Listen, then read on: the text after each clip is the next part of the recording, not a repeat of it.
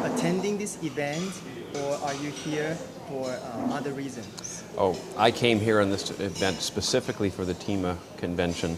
I think this is the third time I've come to the TIMA, International Medical Association event with Tzu because Tzu has been so important to me and my work when I ran a hospital in Los Angeles, in San Gabriel, very close to the Tzu headquarters. And now even more so that I run the organ procurement organization where we recover organs and tissues to save lives of patients who need transplants. Tzu comes with us to help families, especially Chinese families, understand the importance of donation and the value it gives back to them to fulfill a life. So anything I can do to share what our experience is in donation with Tzu and how we might help them improve their programs, and more important for me, learn from Tzu how you work with one another and with other organizations. So I've come to the TIMA meeting and convention quite on purpose, just for these reasons. When you come to this event?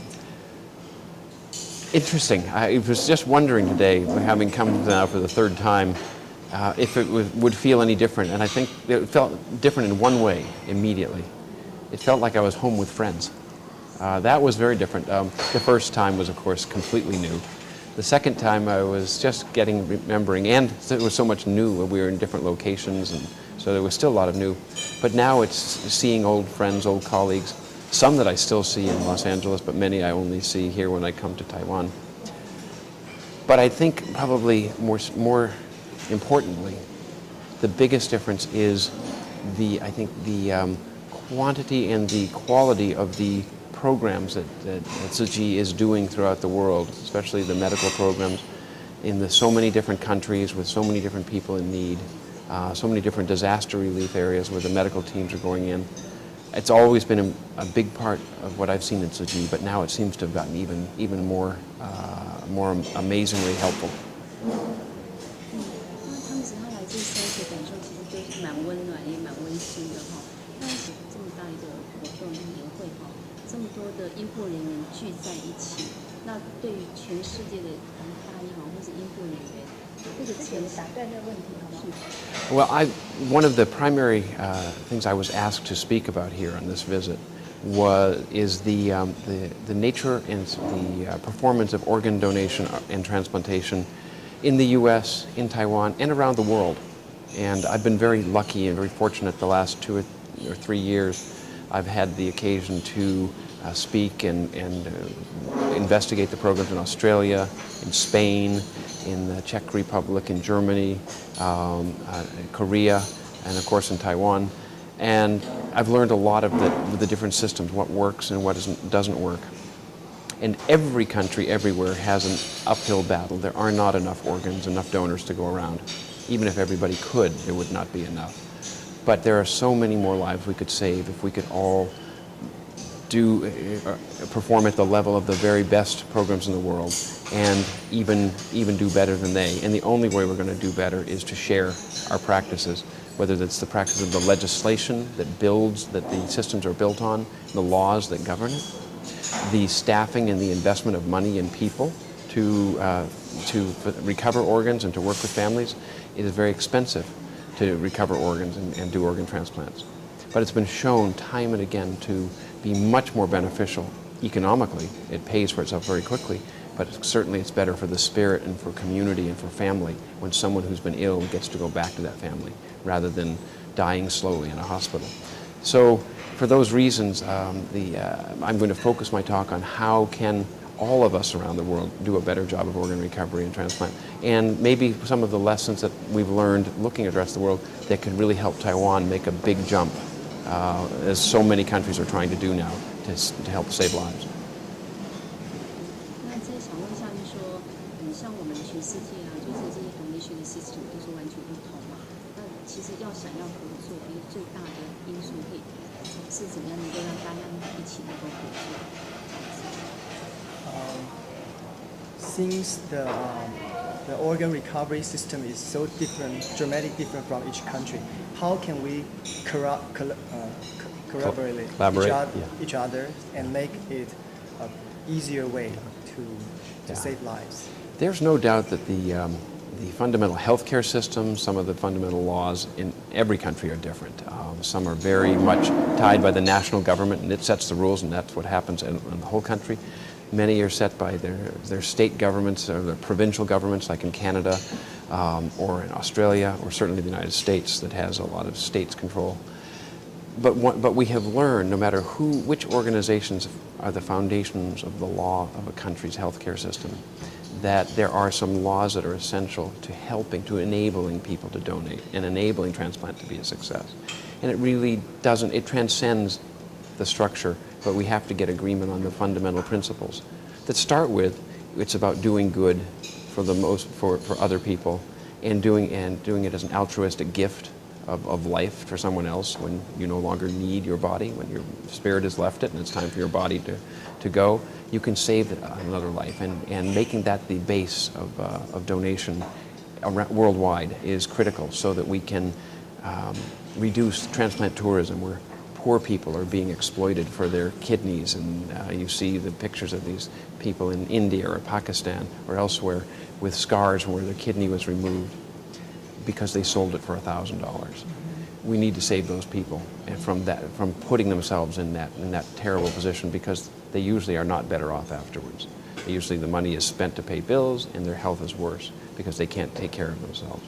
We need to help them by recovering organs from people who give and everyone who wants to give, and help and show them the value of giving. So every country can do it. The rules may be slightly different, but we all have the potential. And can you share something like you have happened recently? Yeah. We've interacted, I personally have had many occasions to interact with Tzu Chi in Los Angeles. I used to be the administrator of the hospital in San Gabriel, maybe 1 mile from the Tzu Chi Free Clinic in Alhambra. And there were many patients who were Tzu Chi patients, and the Tzu Chi volunteers would come in and counselors would come in to help those patients and the families, and we would sometimes make arrangements for their medical care or aftercare. And then there were times when we were able to make donations to Tzu Chi to help with community needs, and I remember when the Taiwanese earthquake came, we made a donation as well then. I was at a wonderful event, and remember I said about 5 or 10 words in Chinese, and I got great applause from the audience. It was the last time I spoke Chinese, but it was a good opportunity. Since I have been with OneLegacy, when I got there, I called up Deborah Boudreau and said, can you maybe your Tzu Chi team come and talk with us about donation in the Chinese community, because we knew we were having difficulty. Less than 20% of Chinese potential donors would say yes and donate. And Deborah and the team said, could we help you establish a registry? Which shocked us all. We were completely amazed. But it was and we had a very helpful discussion from that, and Tzu Chi became a part of our team, going out with families when we needed translation services or we needed family support. Sometimes because the potential donor was a Tzu Chi member, sometimes just because they spoke Chinese and we didn't. We didn't until we hired away Sabrina Ho, who was working at the clinic and now works with us at OneLegacy. So we are very closely bound to Tzu Chi, and that's one reason we continue to come back and forth, because Tzu Chi helps us help families, and it's a great relationship. And so about like you meet Dr. Lee yesterday. Right. So what do you want to go further? Maybe cooperate with Tzu Chi in Taiwan. Yeah. How can you help us? I think that we can share some of the lessons that we've learned, especially because we've been talking and helping the organ donation program in Korea, the Korean Organ Donation Program, KODP. We were helping for 2 or 3 years. The Japan Organ Transplant Program was trying to change their legislation. Both of those countries were doing the same thing that Taiwan is in. There was some of the basic laws that have made donation more successful in parts of the West are just beginning to be passed and introduced. And I think we've learned, in helping them, we've learned some, I think, helpful ideas that could help Taiwan get those foundations in. We could also very happily share our techniques of how we work with hospitals. It's called in the U.S. called hospital development, how you develop a partnership and a collaboration, and help the hospital teams, the doctors and nurses, see donation as a part of caring for the whole patient and the whole family, and a part of end-of-life care, that they do a transition to giving the family and the patient that opportunity to donate. And certainly we can also share the very technical aspects of what has been a very successful donor registry program. And California has one of the newest donor registries in the U.S. Just started 4 years ago. But we already have more than 5 million Californians registered on it, and it's growing about 25% of people sign up every month as it goes through, they renew their license. And it has two very important features. It's not just a good idea, it also is a legal binding decision, and also like an advance directive. It says, this is what I want to happen to my body when I'm done. I want to be a donor. And it can't be countermanded by other people, family or friends. And it's on a computer database, so we can search it anywhere in the state. It doesn't depend upon somebody finding a donor card in a wallet, which we never see those in the hospital. So we've learned some techniques, and we've had to learn them very quickly in the last few years because the need is so growing so rapidly. The rate of diabetes and kidney failure in the U.S. is skyrocketing. The need for transplant is growing every day. So we've been very active students, and hopefully we can be very helpful teachers.